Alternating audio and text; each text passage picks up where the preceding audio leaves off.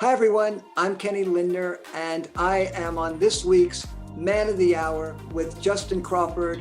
And we're talking about my book, Aspire Higher, How to Find the Love, Positivity, and Purpose to Elevate Your Life in the World. And it's all about making positive, strategic, and constructive life choices that will put your life on a fulfilling and wonderful track and instill positivity and love and peace and highest life purpose in your heart. One of my favorite guests, one of my favorite people, and we're going to get into so much on this new year episode of 2022 with you, Kenny. But I have to start by saying thank you for saying yes to me again to being the first guest of the year on this show. Oh, Justin, I'm thrilled to be with you and everybody out there, and I couldn't be more excited. So to give you some background, everybody who's tuning in right now, and I don't usually go off the record or off the cuff like this, but Kenny, as long as he's been in the business of show and news and media and entertainment, I just recently met Kenny, and it was when he was talking about his other book, Career Choreography, and did a press run around that. And since then has become one of the kindest and most giving people that I think I've ever met in this business, which we'll talk about a little later in this conversation. But right now, I want to talk about this book with you, Kenny. I think as we approach the new year, as this is the first episode to go out on January 10th, 2022, Aspire Higher and all its greatness within. If you're tuning in right now, it's an incredible book. I read it when I was traveling between here and LA, actually chasing Kenny and a lot of other people in this business, thinking about what I wanted to bring out of my life and my career. So when it comes to the book, let's start there, Kenny. So when you decided to write this and conceptualize it, bring it to life, why? Why? Like the big question is why? What drove you to even write this book? Well, Justin, I'm a huge news watcher, and anybody who watches the news or reads, newspapers, you hear about all of the crime, the violence, the ugliness, the smash and grabs, the devastating effects of COVID and global warming, and the division in our company, in our country, I should say, and the rancor and runaway inflation. I really feel like many of us are demoralized, our spirits are deflated because we don't see a way up or a way out of this. And I wrote Aspire Higher to give everyone the clear and actionable steps to make positive life choices that elevate your spirit, elevate your soul, put positivity and love and highest life purpose in your hearts. And when you do this, you're motivated to live your very best and highest life. You're motivated to self-actualize. And in the new year, what a great time to do this, to start making positive life choices that put your life on the right track, a better track, a more fulfilling track. And you said a very important word there, which is motivation. I think that's what's going to drive a lot of people to then building out what those positive life choices would be, which we'll get into in just a moment. I would be bliss not to ask you, Kenny, have you always wanted to put something like this out into the world? I don't know when I'll ever be an author, but I meet authors like you and such incredible people like you in this business. And then I begin to wonder if this is something that you had planned, or at what point did you realize Aspire Higher was then going to be something that you wanted to share with the world? Well, Justin, I was a late blooming, clumsy, overweight, insecure youngster for various reasons. And I had a few people, my mom, a sociology teacher, my tennis coach, who believed in me when it wasn't fashionable. And they were the wind beneath my wings. Because of their belief in me, I believed in myself. I felt like I was okay and I was going to do some really good things. And as a result, my mission in life has been to see what can be in others, envision it, and figure out the steps to go from where we are today to how to help people attain those beautiful dreams that they have, their goals, their highest goals. So that's part of career choreography. It's part of life choreography, figuring out the steps to get there. But it's all about making the right choices. The people who fulfill their potential, who feel great about their lives make great choices, make choices that reflect their highest selves, their highest goals, and their highest values. So I felt at a time when we most need it, we need a book that gives clear steps to help people make small and then bigger, more important life choices so that they fulfill their goals, put positivity in their hearts, and have confidence that they can do this and put their life on a better track. Kenny Lindner for president, everybody. I say that so passionately, but like you have always had this passion behind the things that you say out loud. And I think a lot of people can learn from that as we continue this conversation for the next hour. You mentioned steps, and there's 5 major steps in your book regarding life choices. And I wanted to ask you to break those down for us, what those top 5 were. Well, it's really interesting, Justin, because as I was thinking about our podcast today, I actually thought that one of the first steps might actually have a few components. So the first thing is, it's so important for everyone to recognize how important our life choices are. They're key. They are our golden paths to putting our lives on a great track. Trains go where tracks take them. Our lives are a reflection of our choices. So we've got to make great choices. So you need to treasure those opportunities to make great choices. The other part of it is, I really think to put yourself in a really good frame of mind, I think it's important to think about all the things you do have in your life as opposed to the things you don't. Because I know during this time when, COVID is going on and we see possibly the long-term effects of global warming, and we hear about all the violence, we, as I said earlier, can get demoralized. I think we need to center ourselves and know what it is we do have, what our assets are, what our blessings are. These are the good old days. They may get better, but we're alive, and we can do something about our lives. We can better ourselves. So I think that's important. The second thing is to recognize that the way you gain confidence, the way you feel empowered that you can change your life for the better, is by starting today to make small life choices and feel good about them. Get your confidence, secure your victories. It's like being on a diet. You lose the first 5 pounds, you look good, you feel great. You want to continue to make great dietary choices. And it's the same thing with life choices. Start to make them. Start to see how good you feel. Start to feel how empowered you are. Start to feel that self-esteem elevating, those feelings of self-worth elevating, your self-image elevating because you're making great life choices. It is, as I said, so motivating. The second or third thing is to savor those great life choices.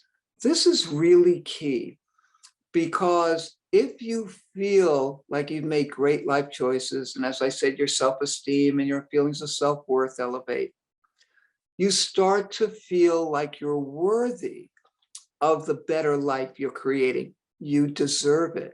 And if you feel worthy and deserving of your new life, your better life, you start to develop all important feelings of self-love.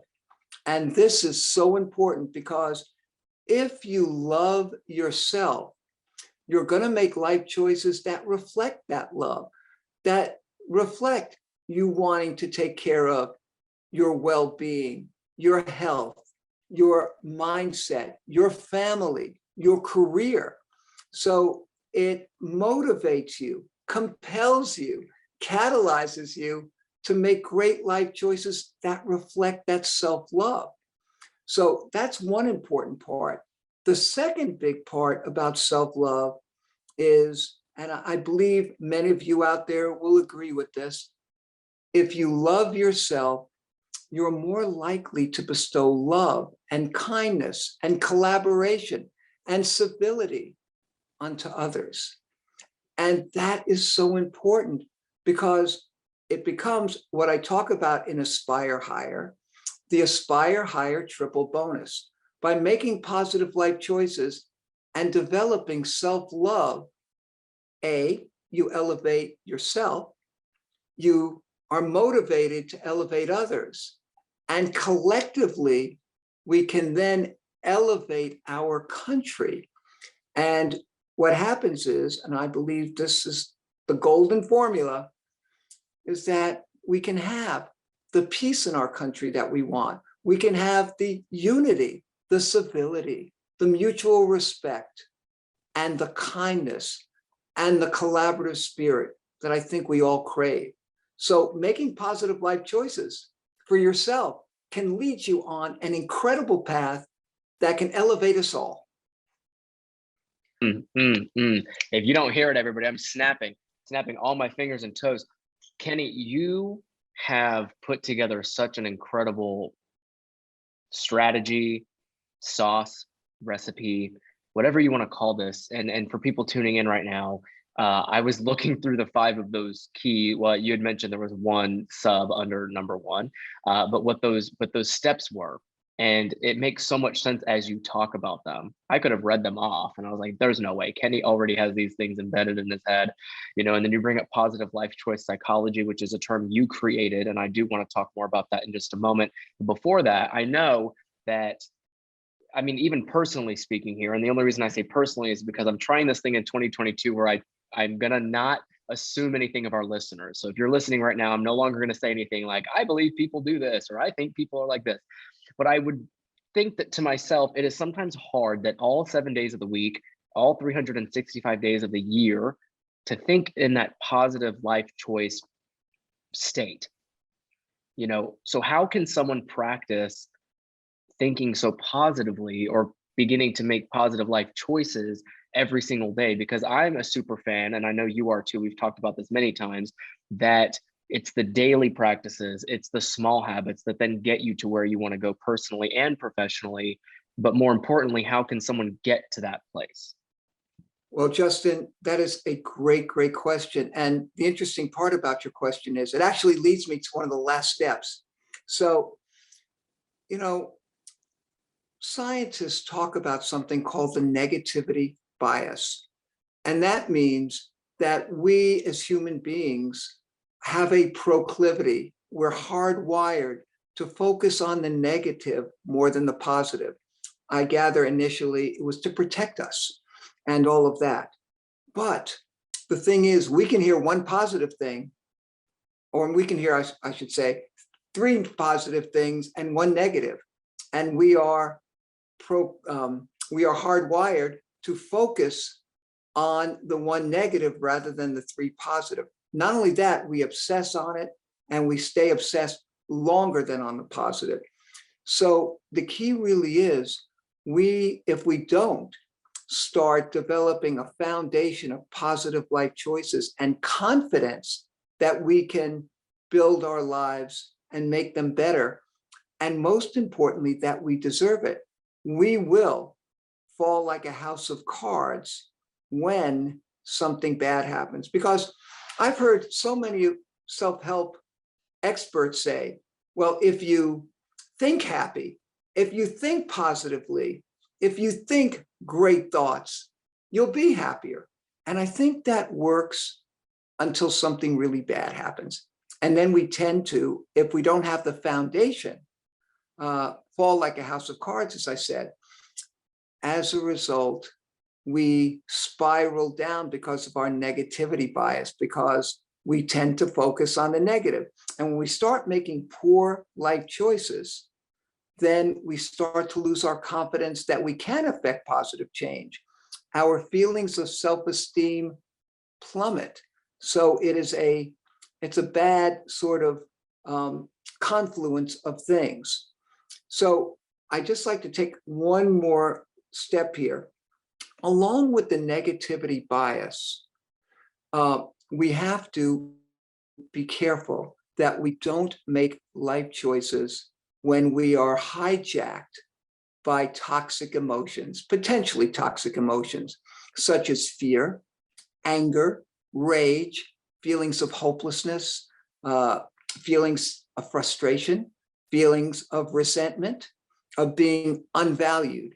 Because when we feel badly, when we're angry, when we're enveloped by those emotions, we tend to act quickly. We want to make ourselves feel better for the moment. We say something in rage. We send the email we never should send, and in hindsight, wish we never had.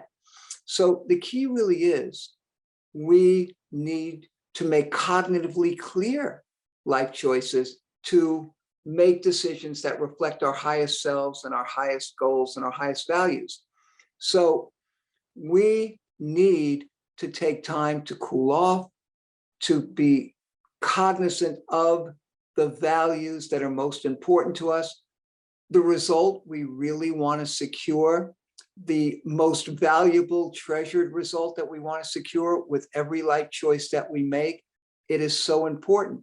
And in Aspire Higher, I talk about various things that you can do to dissipate the toxic energy charges that can dismantle your best judgment when you're making your life choices. So it's really important to make cognitively clear decisions and not be held captive by the negativity bias or potentially toxic emotions. One other thing, I use the word potentially toxic emotions because emotions aren't per se positive or negative. You can use emotions like anger to catalyze you to do great things. Allegedly, Tom Brady, arguably the best quarterback who's ever lived, allegedly, and I've seen stories on ESPN regarding this, was drafted, well, this is, I guess, true, drafted 199th in the 2000 draft. And he was allegedly angry that people, general managers, let him slip so far in the draft. He felt he was much better than that. And I am told that he played with that chip on his shoulder to prove to everyone how wrong they were. In sports, coaches put up bulletin board material to make people feel like they're disrespected, to get them to play harder and play smarter and to play better. So you can use perceived negative emotions to get you to make positive life choices and do positive and constructive acts. So it's not the emotion that's negative. It is the expression of that emotion that's either constructive or destructive. So, okay, putting this all together, now it is so important to start making small and then larger, cognitively clear life choices, emotion-free and negative bias-free. Again, I talk about all this and give solutions to all of this and Aspire Higher.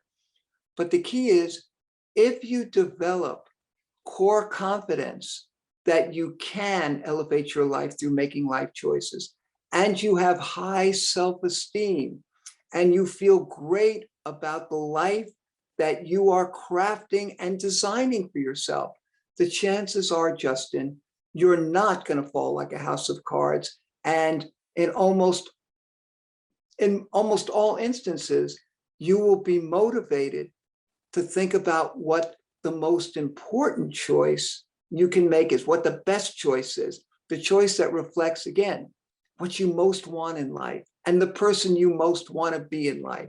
So that is your buoy, anchor, and path to make great life choices most of the time. No one's going to make great life choices all the time. We all slip and stumble, but the key is, it's like a great athlete. You don't win every match, but you want to win most, and you want to win the big ones. And that's the same thing about making life choices. After everything you just said on that, I continue to think about the phrase my parents used to say, that life is of the choices you make. And that's exactly what you just talked about. And then you bring up that you could do it without emotion or negative bias. The negative bias, I totally understand. The emotion, I feel like could be quite difficult, Kenny. And the reason I think so is because we're humans, right? We're emotional at nature. So what would you say are some of the best tactics to go into making choices, like all the positive choices in life, or the best choices for yourself without thinking too much about it or getting too emotional? Well, I think the first thing is you want to take time before you get enveloped in those emotions. Take quiet time to know what it is you really want in your life. We're all so busy, although, with COVID, I think we have more time. It's so important to think about, what do I really want in my life and the person I really want to be.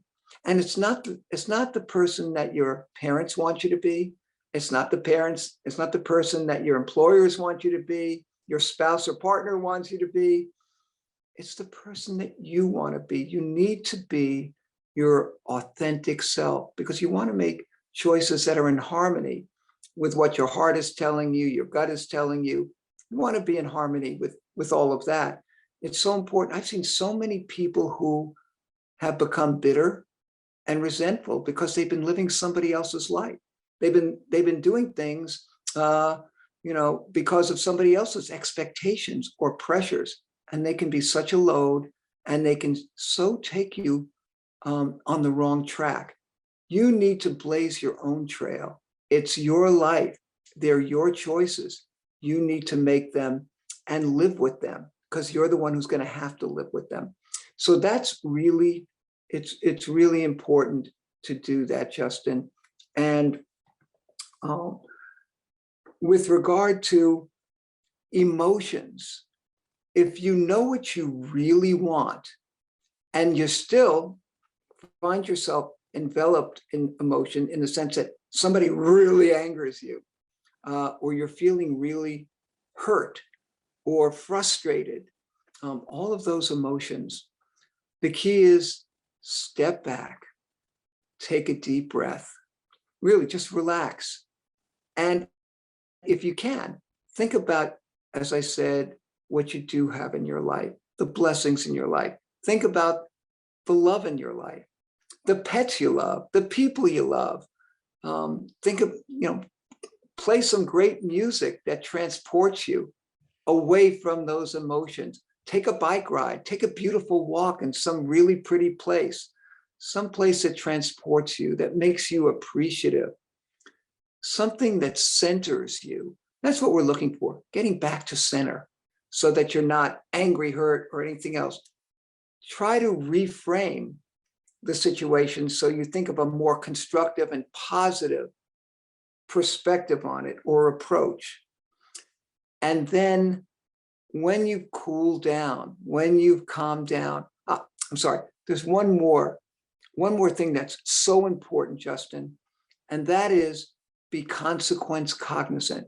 And what I mean by that is, think about all of the bad, horrific, or self-sabotaging consequences of you acting out of your emotions and making a bad decision, because it not only affects you, but it can affect many others, people you love, and maybe people you know, and maybe people you don't know. But you need to consider the consequences of your acts before you act. Really key, before you act. We all have heard so many disasters with people who, in hindsight, had they thought about the consequences of their acts and how it could dismantle your whole life. I mean, I think it was Warren Buffett who said something about, you can take a lifetime to build up a great life and 2 minutes to destroy it. And bad decisions, really bad decisions that have horrible impacts, can destroy many things. So you need to think of those consequences. That may cool you down a little bit. So when you thinking about your blessings, being in a quiet place, listening to music, watching a great show or film, just center yourself. Then when clarity and calm and cool have come back, you can then once again think about what you really want out of this interaction. What's the best outcome? what's the best result and what's consistent with what I really want in my heart of hearts. And then you're much more likely, when calm is restored and you can think and reason clearly, to make a really great life choice. You make podcasting very easy, Kenny. So you once said with Aspire Higher, as you were writing it, that it's not just a book for you, that it was a life mission. So what did you mean by that? Well, ever since I was a youngster, I realized how important our choices are. And then when I was in college, I wrote a thesis on how our choices can affect our feelings of self-esteem, self-worth, and our self-image. So throughout my life, I've been a huge, I guess, proponent of and student of how important life choices are and how they need to be treasured, because they make all the difference in the world. And as somebody who choreographs careers, and I have counseled thousands upon thousands of people over the last 38 years who've made tens of thousands of choices, many times the difference between those who fulfill their potential and feel fulfilled, feel great about themselves, and those who don't, the ones who succeed are the ones who make constructive life choices. We all are faced with roadblocks, obstacles, things we never planned on, things we can't stand. But the key is, what's the constructive path? How do we make the most of what we're dealt with? I mean, we've all heard the saying, if you're given lemons, make lemonade. Well, the key really is, how do you make the best lemonade possible? And to me, the people who are constructive decision makers, who make life choices that benefit themselves, and we'll talk about this later, being a solutionary, benefit others, are the huge winners in life. And if you want to be a huge winner, I want you to invest in yourself. Kenny wants you to invest in yourself. You can head to Amazon right now and you can snag a copy of Kenny's book, Aspire Higher, which I'll put directly in this podcast description for everybody listening today. And of course, there's his other book, Career Choreography, that he alluded to as well, which is also available on Amazon to purchase. Moving right along, my friend Kenny. So I want to talk about you, Mr. Lindner. So you've done so much in the business of newsmaking, hosting, agency work, representation, consultancy over, like you had said, 38 plus years. And I can only imagine how you've done it. Anybody listening could also only imagine how you've been able to do it. So as you look back now that we're entering 2022, what would you say were some of the key components to all your success when you were building Ken Lindner as the brand, as the person, and then ultimately, of course, Ken Lindner and Associates? Well, I think, first of all, Justin, it's really important to have a great foundation in whatever you do, because if you know what you're doing, if you have the skills, you have the confidence, you have the goods, and, build it and they will come. It's really interesting. What I do, and this is so important for everybody out there, it's important to do what you love, do what you're good at, do what drives you to go to work every day, and do something that gives your life meaning and gives meaning to other people's lives as well. And I feel like I do all of that. It is sort of a melding of all of that, in that I find people when they're in pivotal positions, when things can go either way, or when they're at the beginning of their careers. I don't represent anybody who I think's already made it. To me, the fun is in helping people get there. Again, this goes back to what we talked about earlier. Three people saw what could be in me. And eventually I became, maybe even an overachiever. But I had that belief in me. My mission, in turn, is to believe in others, as I said, see what can be in others, be the wind beneath their wings, and give them the strategic steps, help them make the life choices that put the percentages in their favor, that they will attain their goals and live their dreams. The definition of career choreography, which is the first book that you mentioned, is that there is a logical set of steps that anyone can take to put the percentages in their favor, that they will attain their goals and live their dreams. The key is to astutely craft those steps, logical steps. And that's what I love. I love being a strategic career choreographer and a life choreographer. Everything I do, when there's a goal, I say, okay, what's the choreography? What is the most timely, smart, logical set of steps that I can take to get to where I want to go? And I love that. I love that. Listen, Kenny, and there's so much there that you alluded to with respect to why you're doing what you love, how you got to doing what you do now, which is what you love. Can you give us an example though? So when I think of choreography and making those, like you had said, logical steps, it's almost quite difficult unless you have an expert like yourself to then help you craft those steps. So could you give us an example of a time you took a talent? So for instance, you've represented Lester Holt, Mario Lopez, and Curry. The list will go on for thousands of people. But if there's one person you can think of where they had no idea what those steps would have been, and it was your responsibility as their agent and person that was representing them to create those steps, what was that process and success story like? Well, it's really interesting. Mario Lopez is a really great example of this, but I must say, I work with a great team. Mario has an amazing manager who's really the quarterback. His name is Mark Schulman.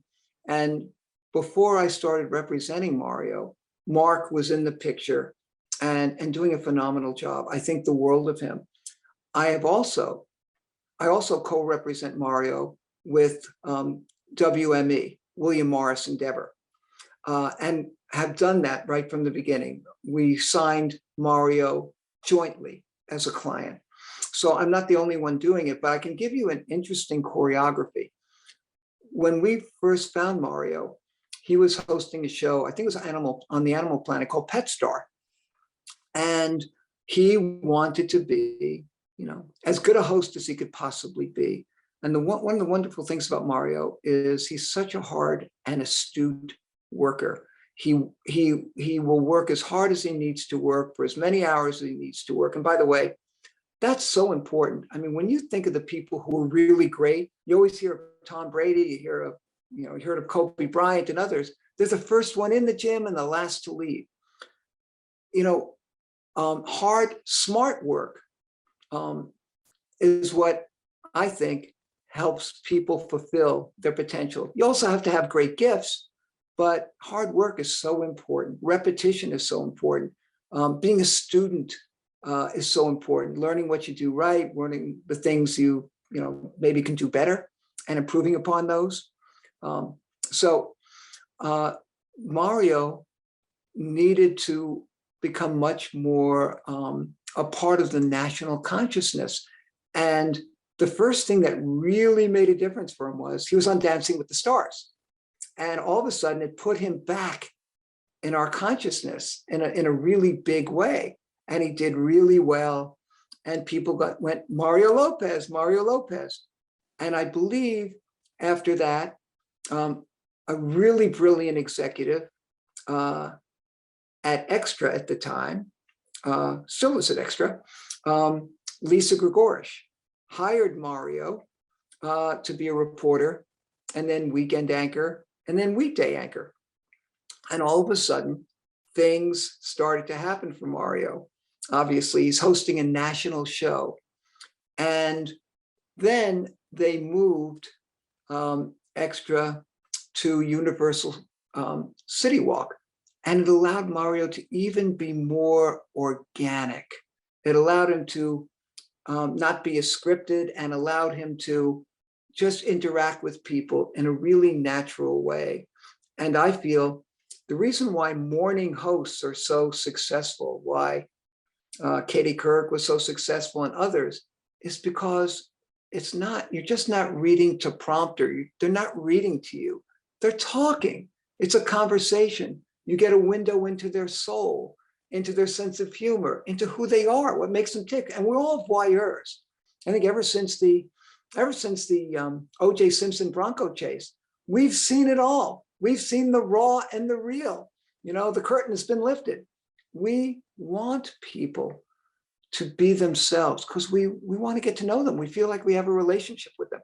I, as somebody who represents many of the most terrific hosts and newscasters, when I see somebody that I don't know, I feel like I know them. I went, I'll see them on the street and I'll go, and I'm almost feeling like I should go up to them and say hi.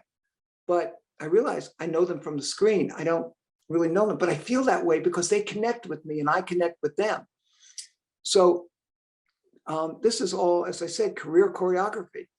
The next step was doing things that played up Mario's love for being a dad and a loving husband, because who knows, the next step could be, a daytime talk show, which came to be when Mario moved from Extra to NBC Universal to host Access Hollywood, and he hosts Access Daily now with Kit Hoover, and it is that morning talk show.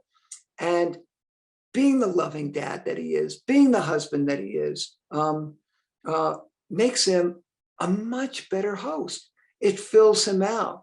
It gives him things to talk about. It takes him, he's able to come from a very powerful, loving place, and it makes him a better host. So all of these things help in his evolution.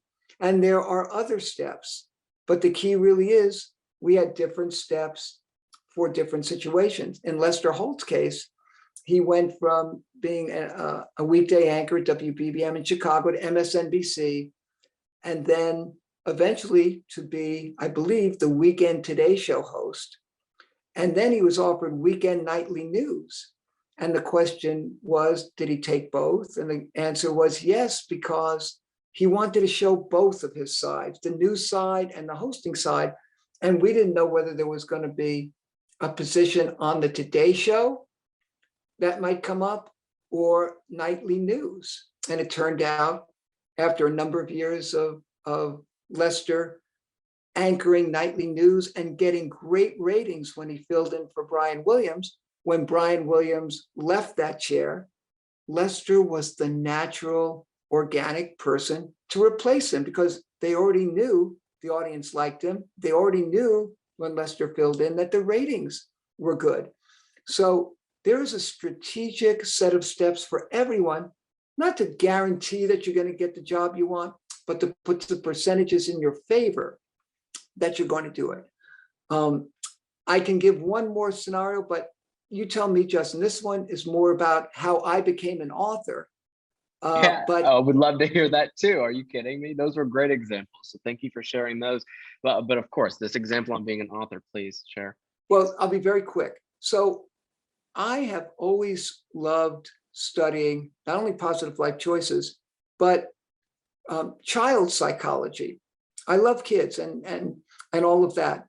And about 25 years ago, I wrote a book about making positive life, parents instilling high self-esteem and high self-worth in their children so that they make positive life choices.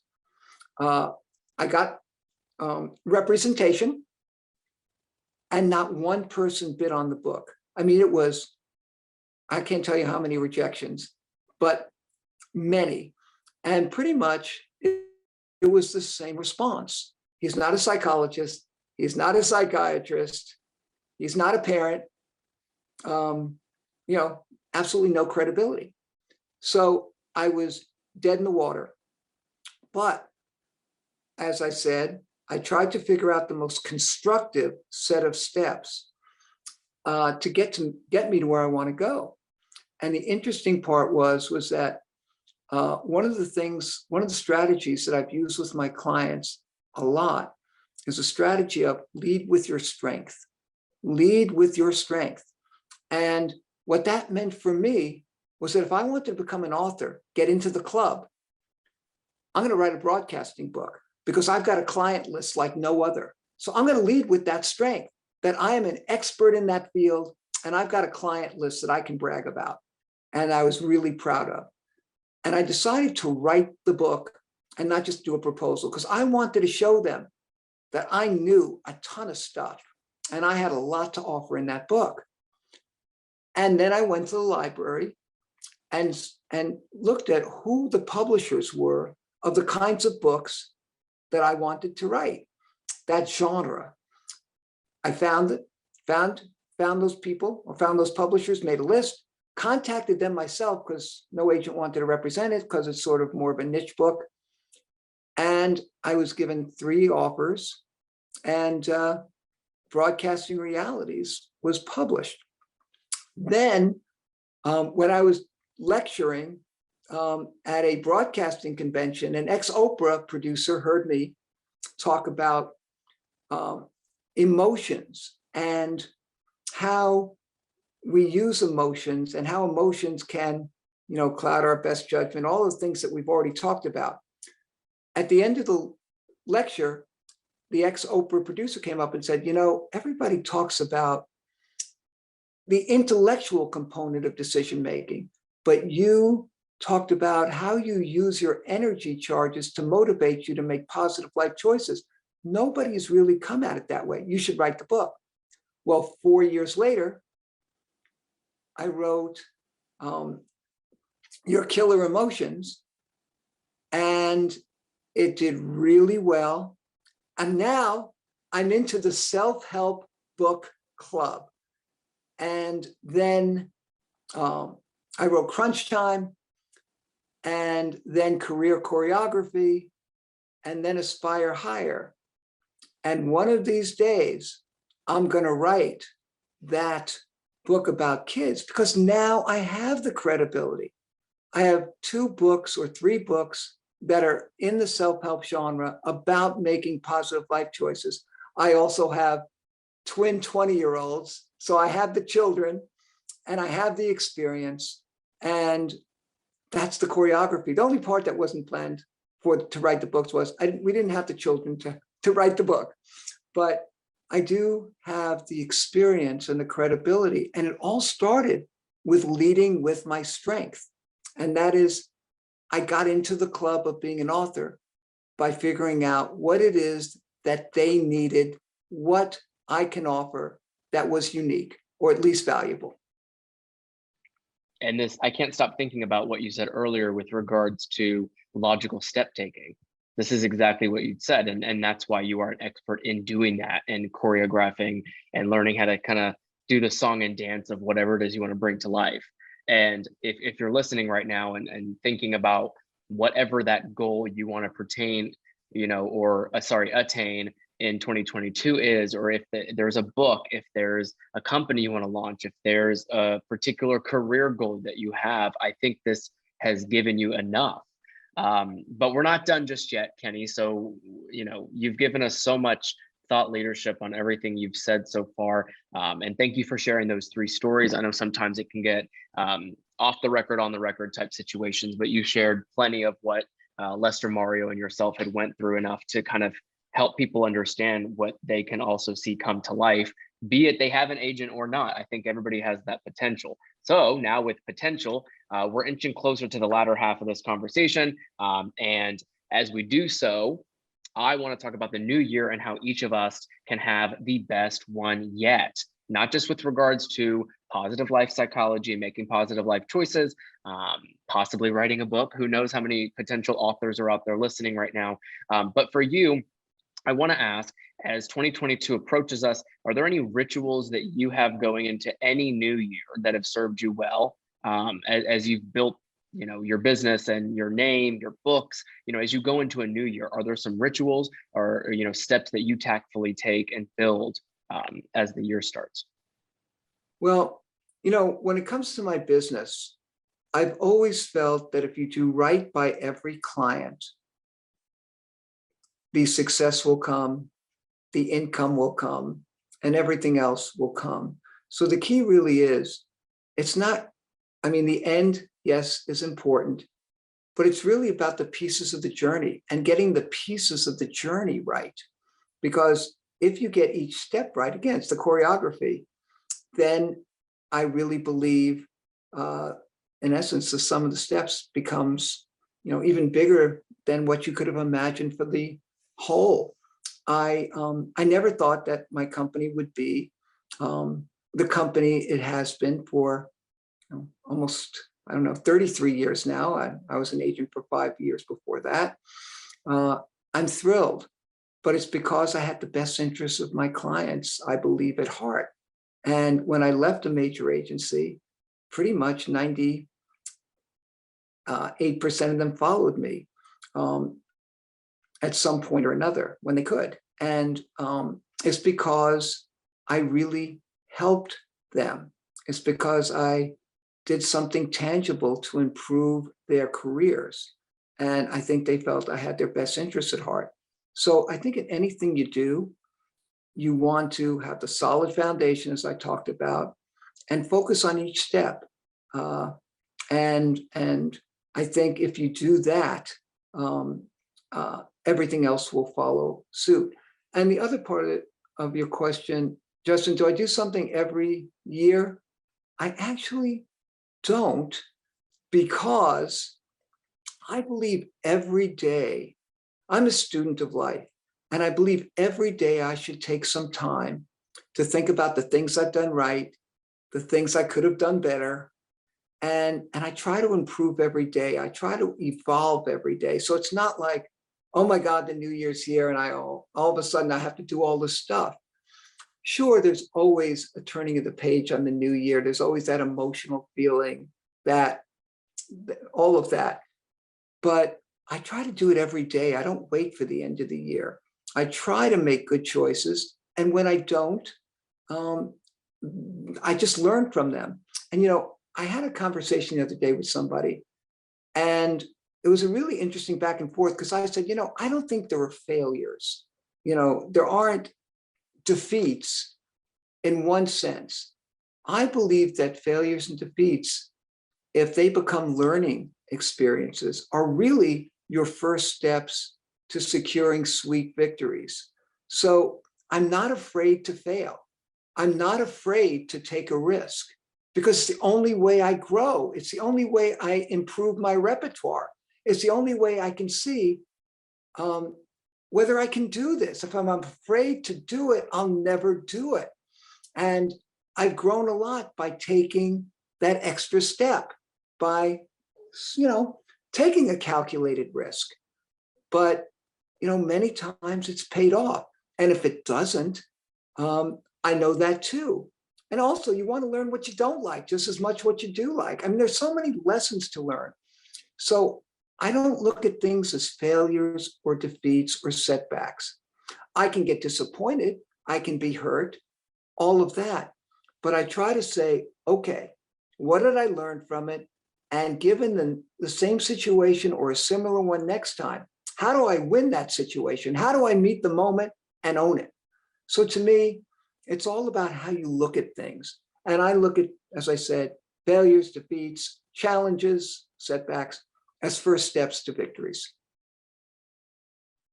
It's almost as if everything you say is like the perfect soundbite that I can chop up 20 years from now and just archive on a VHS tape and be able to use it at any point for anybody who's listening.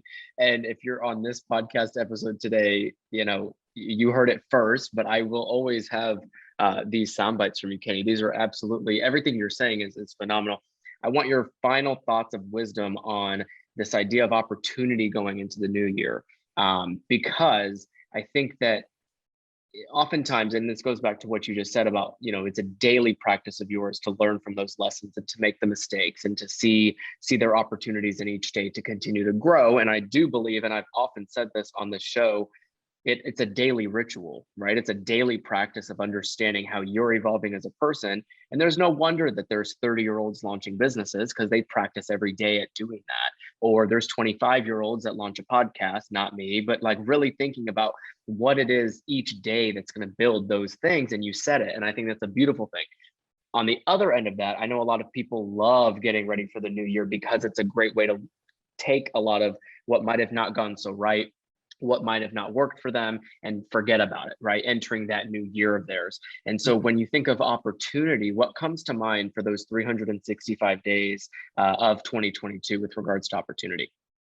Well, Justin, you and I have talked about this, but I wrote Aspire Higher for the holidays and the new year. In fact, I'm paying for every copy to be printed and shipped because I wanted it out for the new year, because that's what Aspire Higher is all about. And that is knowing what you really want in your life, aspiring higher, aspire highest, know what your goals are, and then make choices that will help you get there.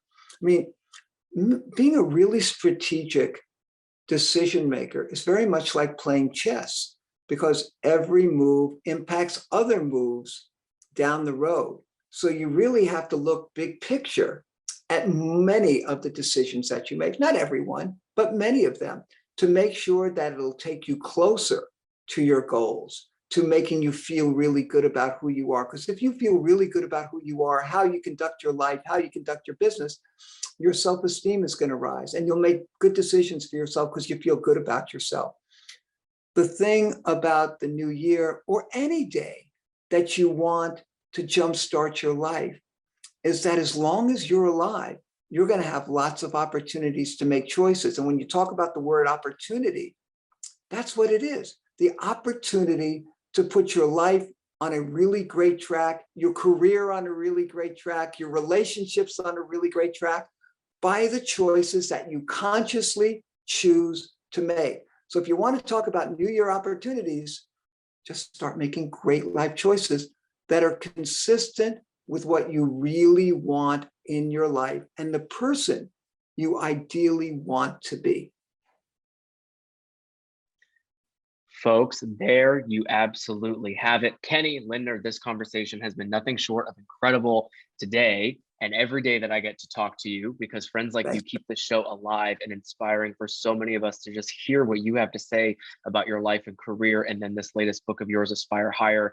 Everyone, if you've tuned in today, I want to thank you for clicking play when you could have chose any other podcast on the platform you're listening to right now. And Kenny, for all your words of wisdom and life thoughts and advice, I want to say thank you. Well, Justin, it's my pleasure. And I wish everybody out there the most wonderful new year. And may all of your choices be incredibly positive.